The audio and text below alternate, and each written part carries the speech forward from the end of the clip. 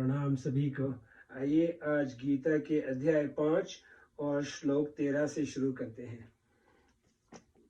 संबंध कर्म योग का वर्णन करके अब भगवान पुनः सांख्य योग का विस्तार पूर्वक वर्णन करते हैं। सर्व कर्माणि मनसा संन्यस्यास्ते सुख वशी नव द्वारे पूरे देही नैव कुर्वन्न कार्यन।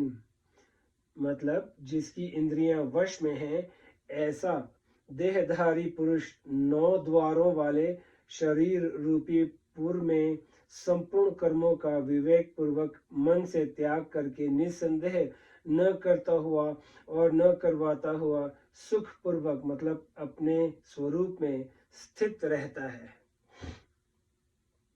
व्याख्या। वशी देही इंद्रियां, मन, बुद्धि आदि में ममता आसक्ति होने से ही ये मनुष्य पर अपना अधिकार जमाते हैं। ममता आसक्ति न रहने पर ये स्वतः अपने वश में रहते हैं। सांख्य योगी की इंद्रियां, मन, बुद्धि आदि में ममता आसक्ति न रहने से ये सर्वथा उसके वश में रहते हैं, इसीलिए यहाँ उसे वशी कहा गया है। जब तक किसी भी मनुष्य का प्रकृति के कार्य मतलब शरीर, इंद्रियां आदि के साथ कृष्ण मात्र भी कोई प्रयोजन रहता है, तब तक वह प्रकृति के अवश अर्थात वशीभूत रहता है। कार्यते हम वश कर्म सर्व प्रकृतिर जैर गुणे। गीता। प्रकृति सदैव क्रियाशील रहती है, अतः प्रकृति से संबंध बना रहने के कारण मनुष्य कर्म रहित हो ही नहीं सकता। परंतु प्रकृति के कार्य स्थूल, सूक्ष्म और कारण तीनों शरीरों से ममता आसक्ति पूर्वक कोई संबंध न होने से सांख्य योगी उनकी क्रियाओं का कर्ता नहीं बनता। यद्यपि सांख्य योगी का शरीर के साथ कृष्ण मात्र भी संबंध नहीं होता, तथापि लोगों की दृष्टि में वह शरीरधारी ही दिखता है, इसीलिए उसे देही कहा गया है।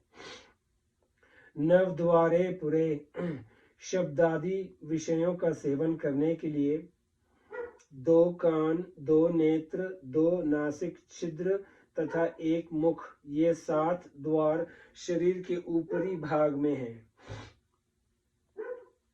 और मूल मूत्र का त्याग करने के लिए गुदा और उपस्थ, ये 2 द्वार शरीर के निचले भाग में हैं।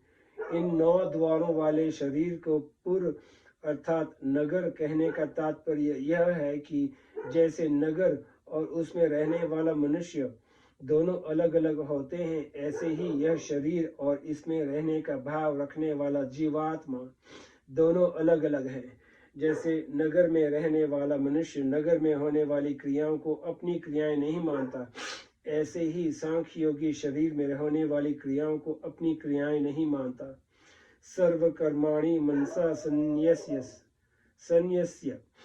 इसी अध्याय के 8वें 9वें श्लोक में शरीर, इंद्रियां, मन, बुद्धि और प्राणों के द्वारा होने वाली जिन 13 क्रियाओं का वर्णन हुआ है, उन सब क्रियाओं का बोधक यहाँ सर्व कर्माणि पद है। यहाँ मनसा संन्यस्य पदों का अभिप्राय है कि विवेक पूर्वक मन से त्याग करना। यदि इन पदों का अर्थ केवल मन से त्याग करना माना जाए तो दोष आता है, क्योंकि मन से त्याग करना भी मन की एक क्रिया है और गीता मन से होने वाली क्रिया को कर्म मानती है। शरीर वांगन मनोर्भियत्र कर्म प्रारभते नर। शरीर से होने वाली क्रियाओं के कर्तापन का मन से त्याग करने पर भी मन की मतलब त्याग रूप क्रिया का कर्तापन तो रह ही गया। अतः मनसा संन्यस्य पदों का तात्पर्य है विवेक पूर्वक मन से क्रियाओं के कर्तापन का त्याग करना, अर्थात कर्तापन से माने हुए संबंध का त्याग करना। जहाँ से कर्तापन का संबंध माना है, वहीं से उस संबंध का त्याग करना है। सांख्य योगी अपने में कर्तापन न मानकर उसे शरीर में ही छोड़ देता है, अर्थात कर्तापन शरीर में ही है, अपने में कभी नहीं। नैव कुर्वन्न कार्यन। सांख्य योगी में कर्तृत्व और कार्यतृत्व दोनों ही नहीं होते, अर्थात वह करने वाला भी नहीं होता और करवाने वाला भी नहीं होता। शरीर, इंद्रियां, मन, बुद्धि आदि से कृष्ण मात्र भी अहंता ममता का संबंध न होने के कारण सांख्य योगी उनके द्वारा होने वाली क्रियाओं का कर्ता अपने को कैसे मान सकता है, अर्थात कभी नहीं मान सकता। इसी अध्याय के 8वें श्लोक में भी नैव किंचित करोमि पदों से यही बात कही गई है। 13वें अध्याय के 31वें श्लोक में भी भगवान ने शरीर स्थोपी कौन्तेय न करोति पदों से कहा है कि शरीर में रहते हुए भी यह अविनाशी आत्मा कुछ नहीं करता। यह शंका होती है कि जीव आत्मा स्वयं कोई कर्म नहीं करता, किंतु वह प्रेरक बनकर कर्म तो करवा सकता है।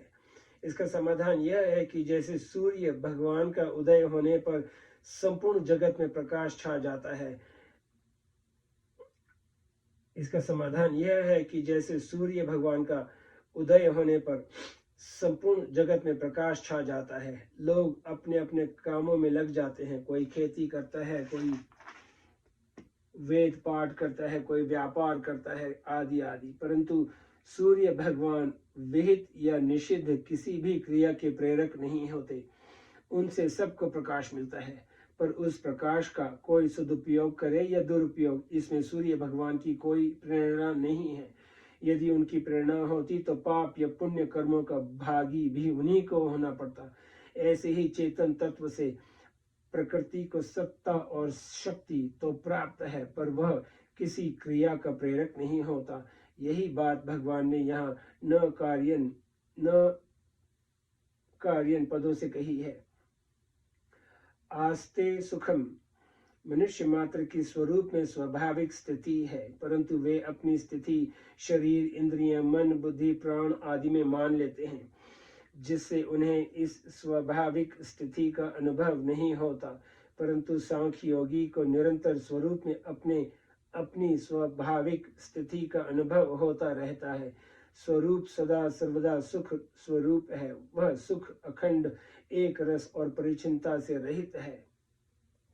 एक वस्तु की दूसरी वस्तु में जैसी स्थिति होती है, स्वरूप में वैसी स्थिति नहीं होती, कारण कि स्वरूप ज्यों का त्यों विद्यमान रहता है। उस स्वरूप में मनुष्य की स्थिति स्वतः स्वाभाविक है और उस में स्थित होने में कोई श्रम उद्योग नहीं है। स्वरूप को पहचानने पर एक स्वरूप ही स्वरूप रह जाता है। पहचान मात्र को समझाने के लिए ही यहाँ आस्ते पद का प्रयोग हुआ है। इसे ही 14वें अध्याय के 24वें श्लोक में स्वस्थ पद से कहा गया है। यहाँ आस्ते क्रिया जिस तत्व की सत्ता को प्रकट कर रही है, वह सब आधारों का आधार है। समस्त उत्पन्न तत्व उस अनुत्पन्न तत्व के आश्रित है। उस सर्वाधिष्ठानुरूप तत्व को किसी आधार की आवश्यकता ही क्या है। उस स्वतः सिद्ध तत्व में स्वाभाविक स्थिति को ही यहाँ आस्ते पद से कहा गया है। इसे ही आगे 20वें श्लोक में ब्रह्मा विद ब्रह्माणी स्थित कहा पदों से कहा गया है। ये श्लोक 13वां खत्म हुआ। अब श्लोक 14 से शुरू करते हैं। संबंध पूर्व श्लोक में कहा गया कि सांख्य योगी न तो कर्म करता है और न करवाता ही है, किंतु भगवान तो कर्म करवाते होंगे। इसके उत्तर में आगे का श्लोक कहते हैं, न कर्तृत्व न कर्माणि लोकस्य सृजति प्रभु, न कर्म फल संयोग स्वभावस्तु प्रवर्तते। परमेश्वर मनुष्यों के न कर्तापन की, न कर्मों की और न कर्म फल के साथ संयोग की रचना करते हैं, किंतु स्वभाव ही बरत रहा है।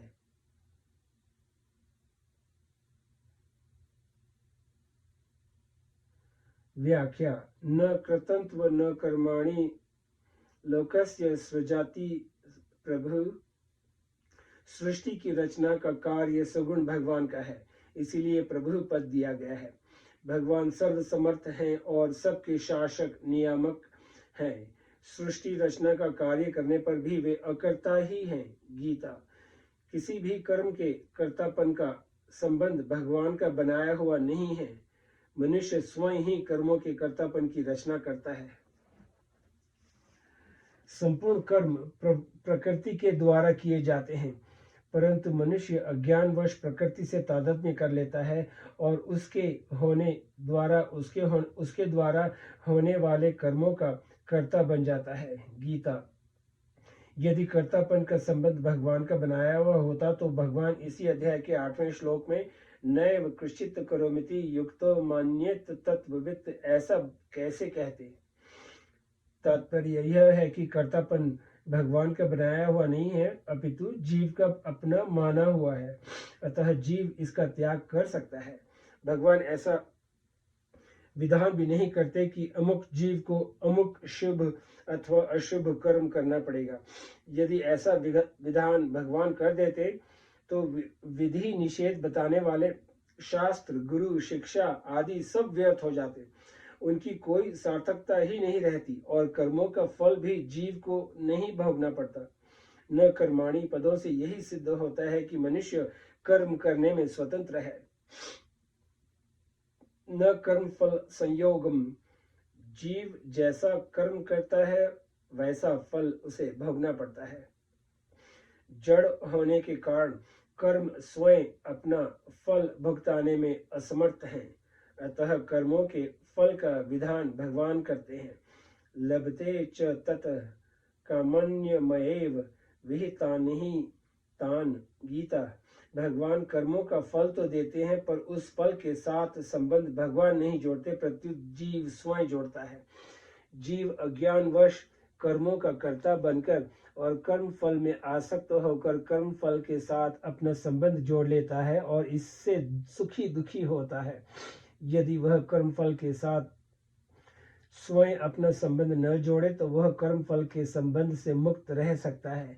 ऐसे कर्मफल से संबंध न जोड़ने वाले पुरुषों के लिए 18वें अध्याय के 12वें श्लोक में संन्यासिनाम पद आया है।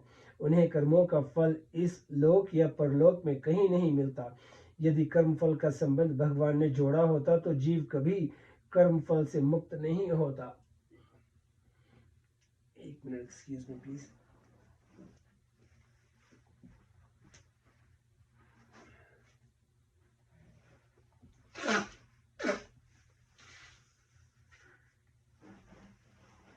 क्षमा करना।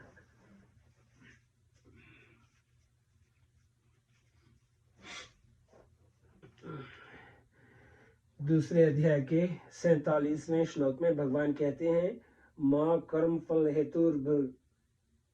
हेतुर्भु माँ कर्म फल हेतुर्भु, अर्थात कर्म फल का हेतु भी मत बन। तात्पर्य हुआ कि सुखी दुखी होना अथवा न होना और कर्म फल का हेतु बनना अथवा न बनना मनुष्य के हाथ में है। यदि कर्म फल का संबंध भगवान का बनाया हुआ होता तो मनुष्य कभी सुख दुख में सम नहीं हो पाता और निष्काम भाव से कर्म भी नहीं कर पाता, जिसे करने की बात भगवान ने गीता में जगह जगह कही है। शंखा। श्रुति में आता है कि भगवान जिसकी उधर्वगति करना चाहते हैं उससे तो शुभ कर्म करवाते हैं और जिसकी अधोगति करना चाहते हैं उससे अशुभ कर्म करवाते हैं। श्रुति में आता है, एष होम साधु कर्म कार्यति तो यमे भयो लोके भय उन्नी निशत एष हो वा साधु कर्म कार्यति तो यमधव निनिशते।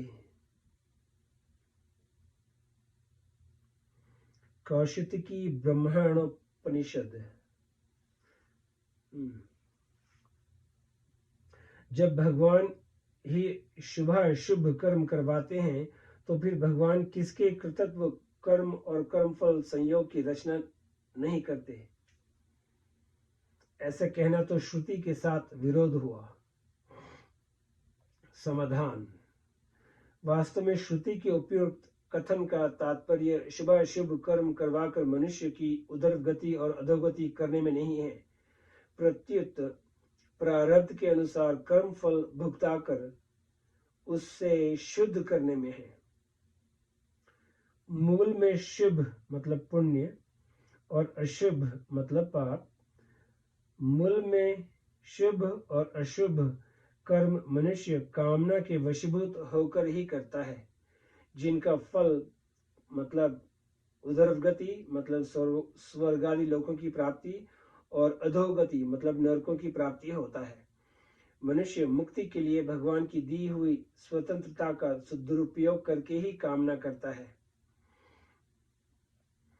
अर्थात मनुष्य शुभाशुभ कर्मों का फल जैसे भोग सके, भगवान कृपा पूर्वक उसे कर्म बंधन से मुक्त करके अपना वास्तविक प्रेम प्रदान करने के लिए उसके प्रारब्ध के अनुसार वैसी ही परिस्थिति और बुद्धि बना देते हैं।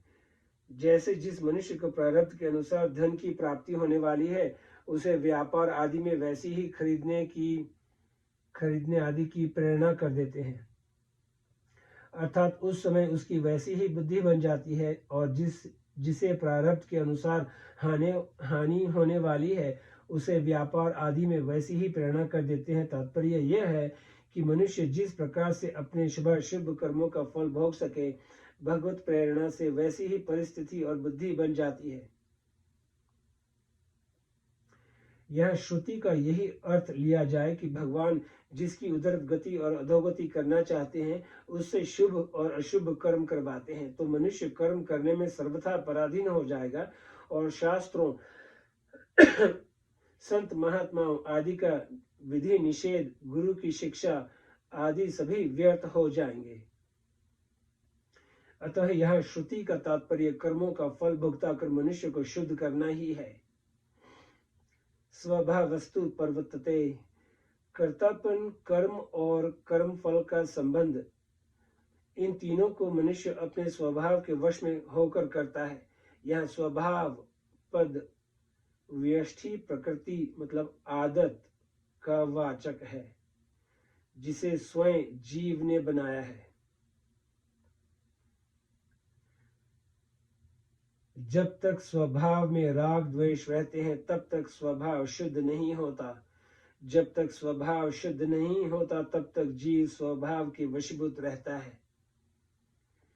तीसरे अध्याय के 33वें श्लोक में प्रकृति यान्ति भूतानि पदों से भगवान ने कहा है कि मनुष्यों को अपनी प्रकृति अर्थात स्वभाव के वशीभूत होकर कर्म करने पड़ते हैं। यही बात भगवान यहाँ तू स्वभाव प्रवर्तते पदों से कह रहे हैं।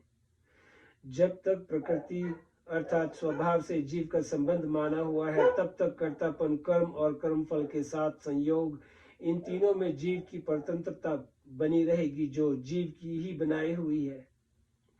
उपयुक्त पदों से भगवान ये कह रहे हैं कि कर्तृत्व, कर्म और कर्मफल संयोग मतलब भोक्तृत्व तीनों जीव के अपने बनाए हुए हैं, इसीलिए वह स्वयं इनका त्याग करके निर्लिप्तता का अनुभव कर सकता है। आइए आज यहीं समाप्त करते हैं, फिर कल श्लोक 15 से शुरू करेंगे। नमस्ते।